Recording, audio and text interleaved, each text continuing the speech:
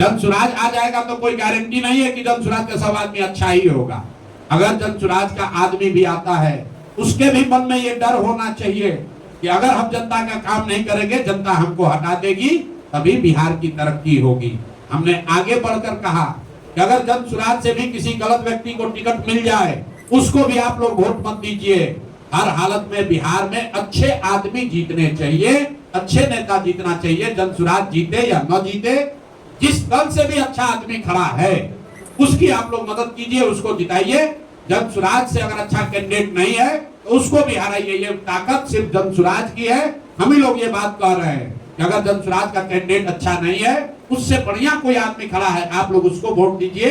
हर हालत में बिहार जीतना चाहिए। जनसुराज जीते या न जीते, बिहार जीतना चाहिए। और बिहार तब जीतेगा जब आप और हम अच्छे प्रतिनिधियों का चुनाव करेंगे। क्या आप कहते हैं तेजस्वी यादव नौवीं फेल है, तो मुख्यमंत्री बनने की तारीफ। दूसरी बात मैंने नहीं कही, ये आपका शब्द है।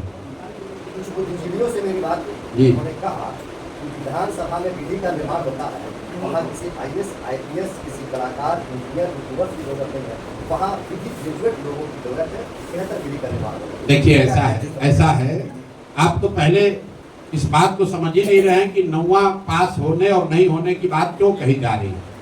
मैं रोज कहता हूँ कि फॉर्मल एजुकेशन और डिग्री से आदमी बुद्धिमान नहीं होता है।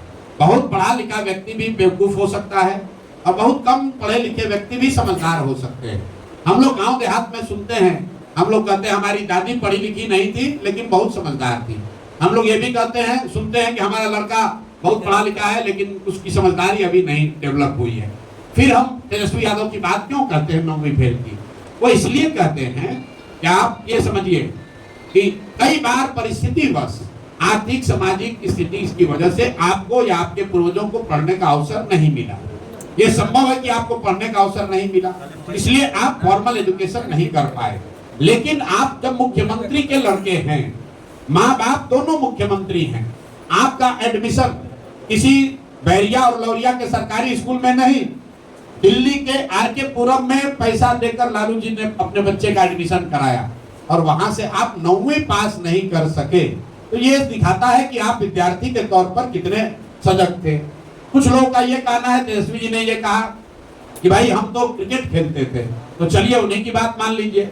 हालांकि लालू जी ने खुद कहा, लोकसभा में कहा, जाकर देख लीजिए कि हम तो सोचते थे कि हमारा लड़का क्रिकेट खेलता है, वो तो तौली लेके दौड़ रहा है, पानी लेके दौड़ रहा है। लेकिन तेजस्वी जी की बात मानिए कि वो बहुत बड़े क्रिकेटर थे, तो भाई क्रिकेट खेलना भी आपने 20 वर्ष पहले छोड़ दिया, उसके बाद पढ़ाई क्यों नहीं की?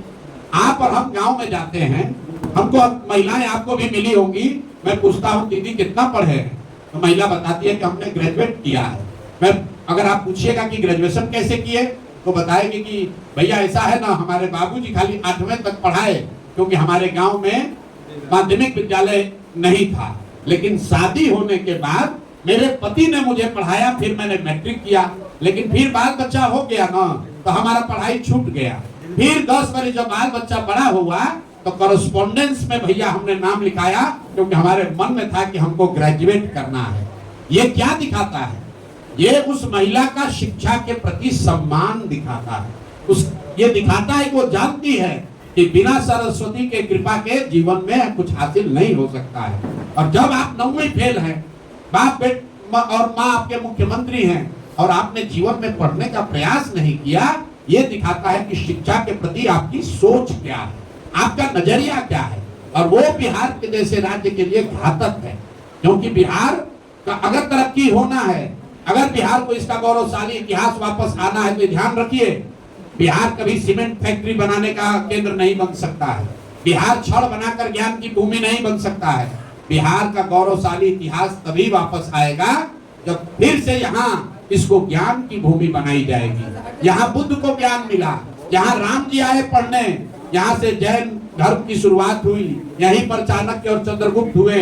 ये सब ज्ञान के द्योतक हैं। यहाँ हम लोग नालंदा विश्वविद्यालय की बात करते हैं, हम लोग विक्रमशिला की बात करते हैं। हम लोग ये नहीं कहते हैं कि हम लोग का बिहार का बहुत गौरव था, यहाँ सीमेंट बनाने का फैक्ट्री था। सीमेंट और चीनी का फैक्ट्री भी लगेगा, लेकिन बिहार का असली गौरव तब हासिल होगा जब बिहार को फिर से ज्ञान की भूमि बनाई जाएगी। हर गांव में देश का सबसे अच्छा विद्यालय बने, यहाँ पर देश के सबसे अच्छे यूनिवर्सिटी बने, मेडिकल कॉलेज बने, इंजीनियरिंग कॉलेज बने। ये हम लोग का सपना है। इसलिए हम लोग कहते हैं कि कोई 9वीं फेल आदमी जिसका शिक्षा के प्रति कोई नजरिया नहीं है, कोई सम्मान नहीं है, वो बिहार का भला नहीं कर सकता है।